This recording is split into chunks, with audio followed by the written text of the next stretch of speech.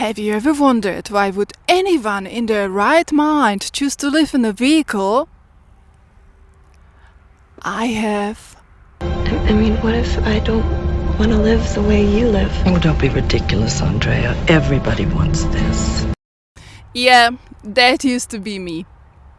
To be honest, it didn't even occur to me as a possibility until much later in life. Sure, I loved camping as a kid, but it was something you did in summer, for a weekend. I grew up in Central Europe, where winters are rather harsh, and I have never seen anyone living in a vehicle all year long. That changed about 12 years ago when I was living in Sydney, Australia. I made a friend who casually mentioned that he was living in a bus. And just like that, a new door opened in my mind. Not only is it possible to live in a vehicle, but it's also something people choose to do. And not just people who are down and out or desperate. He was intelligent, working, educated, didn't strike me as homeless, and he certainly wasn't doing it out of necessity. That challenged all the stereotypes I had in my head. But it wasn't back then that I started thinking about living in a vehicle myself. To be completely honest with you, I thought the whole idea was a bit gross. I was concerned about hygiene, and I was absolutely convinced that I would never want to deal with a portable toilet. But life can be pretty ironic. Fast forward a few years. I found myself in New Zealand working for a campervan rental company. My job included showing customers how to use their campervans. I was surprised to learn that emptying a cassette toilet wasn't nearly as disgusting as I had imagined. In fact, and I can't believe I'm saying this, people would actually fight over who gets to empty them. Customers were meant to empty their own toilets, but many forgot or chose to pay the extra fee to skip it. And whoever handled the toilet earned an extra $40. That was a lot of money for a 10-minute task, especially 10 years ago. The boys in the yard were making serious side money just by grabbing full toilets before anyone else could. By the time a van got to me, it went through the yard, the cleaners, the workshop. It was spotless, ready for a new customer. Finding a full toilet was very rare for me, and it sure did feel like Christmas. Never in my life did I think I would be so thrilled about someone else's crap. Literally. And this is how I realized that managing the gross parts of van life wasn't as big a deal as I thought. And that opened a new possibility for me. What if I lived in a van myself? At that point, I was already feeling a bit robbed of the typical New Zealand backpacking experience. I had moved here with my ex, a Kiwi, and we didn't really travel around like other backpackers did. But he didn't share my enthusiasm for van life.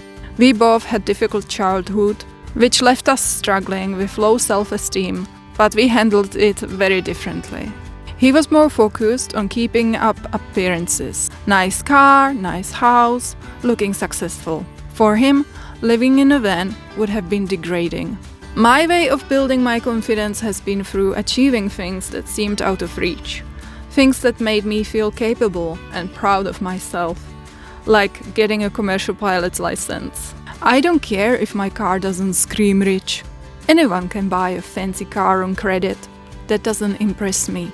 Back then, I didn't push my boyfriend toward van life because I knew it wasn't for him. And anyway, I wouldn't handle cohabitation in such a small space very well.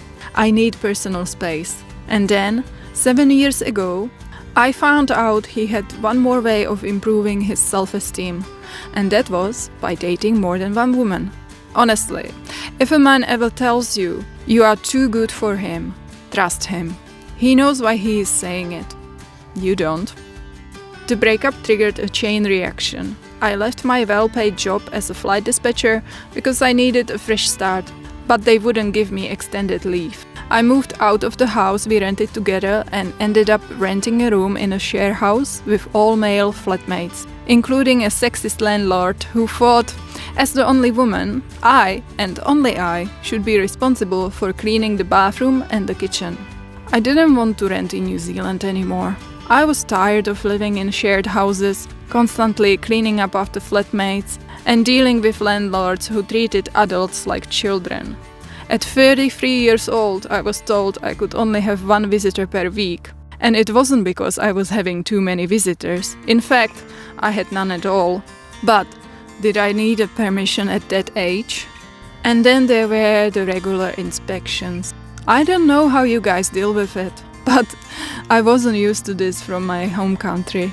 Whenever we rented a house in New Zealand, every 3 months, the property manager would show up to check on the place. And while I always kept my space in good condition, I found these inspections to be a real invasion of privacy. I didn't like strangers showing up uninvited to my home and silently judge my window cleaning skills. I wanted to have a space that was fully mine. And that's when the idea of living in a van came back. I started searching online.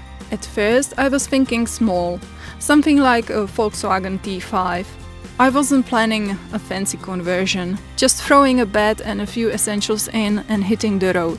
But a friend of mine, who had a lot of experience living in trailers, boats and vans, convinced me to go bigger, to get a van I could stand up in. I let him persuade me. Looking back, I kind of wish I hadn't, but I know he meant well. He truly believed I would be happier in a larger space.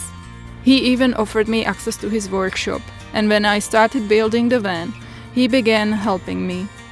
Without his help, it definitely wouldn't look like it did, and I was grateful for that. But I want to stress this. You do not need a fancy setup to live in a van. You don't need carpentry skills, a big budget, or a professional build.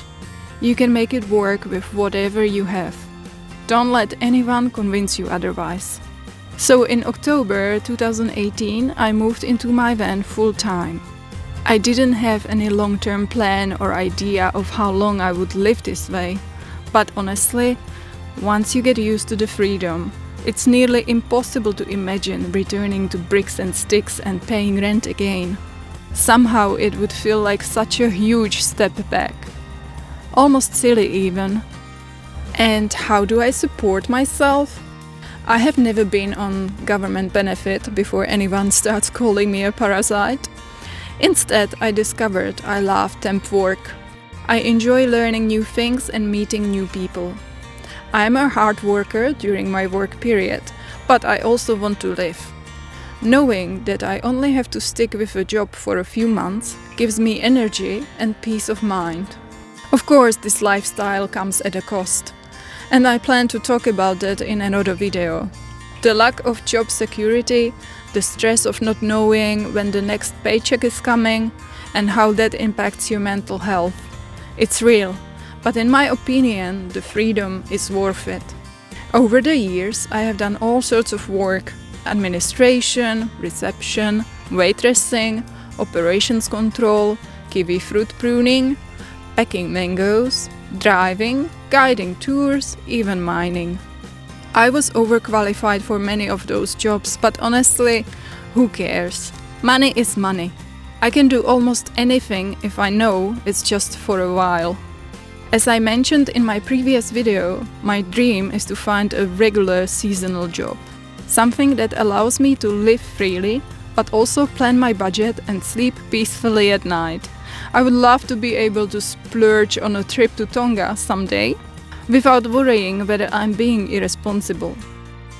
And here I am, almost 7 years later, still living in a van. It hasn't always been easy. There have been hard moments, lonely ones, and times I wondered what the heck I was doing. But I have never looked back with regret. Living this way has taught me so much about self-reliance, adaptability, and what I truly need to feel happy and free. It has helped me rebuild my self-worth on my own terms, away from toxic relationships and societal pressures. I have been able to reconnect with nature, spend time with dolphins and whales, volunteer on boats, and chase opportunities I wouldn't have found from behind a desk. And while I don't have everything figured out, and who really does, I have built a life that gives me space to grow, heal, and explore. And that's more than I ever had when I was trying to fit into the box that society told me to tick. So if you have ever wondered whether it's possible to live differently, to opt out of the house that career treadmill, the answer is yes. It's not always glamorous, but it is possible, and sometimes it's exactly what you need.